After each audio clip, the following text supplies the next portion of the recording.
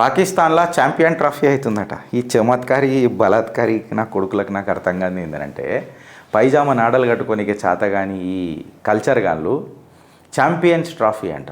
ఏడికేం చేస్తారని ఆయన పైజామా నాడలకు పైసలు లేవు వీళ్ళకు. అయితే వీళ్ళు కంప్లైంట్ రాసిండ్రు ఎవరి మీద అని అంటే మన బీసీసీఐ మీద కంప్లైంట్ రాసిర్రు ఐసీసీకి, పాకిస్తాన్ క్రికెట్ బోర్డు.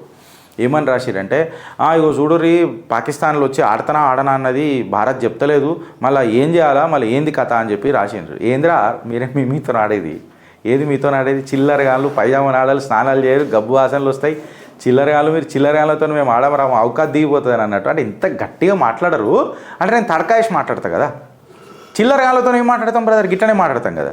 అయితే ఇది 8 టీమ్ టోర్నమెంట్ ఛాంపియన్స్ ట్రోఫీ. ఇక మీకు అందరికీ తెలుసు, ఎందుకంటే క్రికెట్ ప్రేమికులు భారతంలో అసలు క్రికెట్ అనేది never ending sport in India.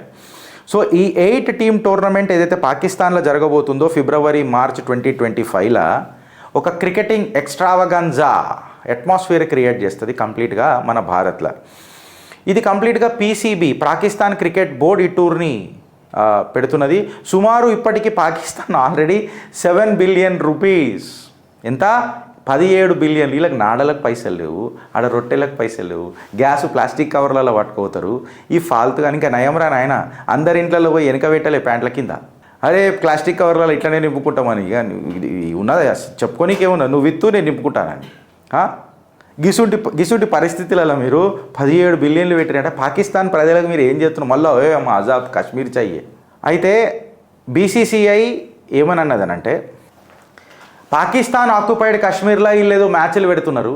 Pakistan occupied Kashmir అనేది డిస్ప్యూటెడ్ టెరిటరీ కాదు, ఇన్ఫ్యాక్ట్ వీళ్ళేదో డిస్ప్యూటెడ్ టెరిటరీ అని మాట్లాడతారు. కానీ మా భారత్లో అసలు పాకిస్తానే భారత్ది, ఈయన చిల్లరగాలు కబ్జా చేస్తే సరేలే పోనీ అని పొజిషన్ ఉన్నది కానీ ఇచ్చి పడేసినాము, పొజిషన్ బార్డర్ బై లిమిటేషన్ అని చెప్పి ఇచ్చేసినాము. మా పూల్వాలా షాషా అప్పుడు ఇచ్చేసాడు, ఇప్పుడు దాన్ని మేము మళ్ళీ మాట్లాడతలేము. కానీ పాకిస్తాన్ ఆక్యుపైడ్ కాశ్మీర్ దగ్గర మాట్లాడే ప్రసక్తి లేదుగా. జాన్ దేదింగే ఇసుకెళ్ళి అని చెప్పి సాక్షాత్తు హోంశాఖ మాత్యులు పార్లమెంట్ సాక్షిగా మాట్లాడినారు అమిత్ షా. పొరగాల మజాక, నీకు డిస్ప్యూటెడ్ టెరిటరీ, సరే నీ లెక్క ప్రకారం అది డిస్ప్యూటెడ్ టెరిటరీ కదా, మళ్ళీ నువ్వు ఆడేం పెడుతున్నారా, పాకిస్తాన్లో ఆర్గనైజ్ చేస్తున్నాను ఎట్లంటే అది మళ్ళీ భారత్లో చేసినామని మేమంటాం అని చెప్పి మాట్లాడుతున్నారు. సో ఈ హైబ్రిడ్ టీమ్స్ కూడా, హైబ్రిడ్ లెక్క కూడా ఈ టోర్నమెంట్ని కండక్ట్ చేస్తారు. అంటే కొన్ని మ్యాచెస్ పాకిస్తాన్లో, కొన్ని మ్యాచెస్ పక్కకున్న Sri Lanka, or to that matter Bharat, or to that matter whichever country, whatever it may be. So అసలు మీ ప్లాన్ ఏంది, ఇది ఎట్లా చేస్తారు, దీనికి కంప్లీట్గా చేయాలా. అయితే ఐసీసీఐ కూడా ఏం మాట్లాడతలేదు, రిజెక్ట్ చేసేసింది అని అంటే అట్లా కూడా ఏం లేదు. మేము చెప్తలేము, నా చెప్తలేము, స్టిల్ ఇంకా డిస్కషన్స్ ఉన్నాయన్నది. ఎందుకంటే ఐసీసీ బీసీసీఐకి వెనకకు పోలేదు. బీసీసీఐ చెప్పిన మాటలని చిన్న గీత పక్కన పెద్ద గీత గీత అన్నట్టు కుదరదు. పెద్ద గీత భారత్దే, చిన్న గీత కూడా భారత్దే. ఐసీసీది ఏం గీత ఉండదు అక్కడ, ఏమైనా గీత ఉండాలి, కేవలం ఇట్లా చూసి ఇట్లా నవ్వాలి, థ్యాంక్ యూ ఇంతే ఉంటుంది, ఇంకా ఇంకేం లేదు. సో ఇవాళ ఛాంపియన్స్ ట్రోఫీ ఏదైతే 2025 కాంట్రవర్సీలో దిగిందో, మన క్రికెట్ టీం పాకిస్తాన్లోకి ఎందుకు వస్తాం, రామ్ మాకు వాసన వస్తుంది, చిచి మేము రామ్ అని అన్నట్టు వాళ్ళు చెప్పారు.